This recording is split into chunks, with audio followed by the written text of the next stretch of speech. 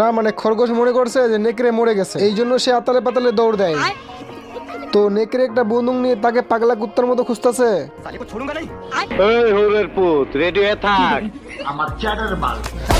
নেকড়ে বন্দুকটাকে সোজা করে নেয়। এইবার খরগোশ বন্দুকের নলটা নেকড়ের দিকে ঘুরিয়ে দেয়। তখনই খরগোশ নলটা কলজের ভিতরে চেপে ধরে থাকে আর নলের পয়েন্টটা নেকড়ের কাছে দেয়। গাইস ভাবছেন একবার খরগোশ নিজের মরণ নিয়ে খেলা করতেছে। না মানে এর জায়গায় আমি হলে এতক্ষণে পেন ভিজে ফেলতাম। বলেন কি? গাইস কাণ্ডটা দেখেন, পাথর নিয়ে খেলতেছে আবার দাঁত বের করে হাসতেছে। তো খরগোশের হাসি দেখে নেকড়ে তো সন্দেহ হয়, এই জন্য সে নলটাকে ঘুরিয়ে নেয়। খরগোশ তখনই বন্দুকের মাথায় পয়েন্টটা রেখে দৌড় দেয়।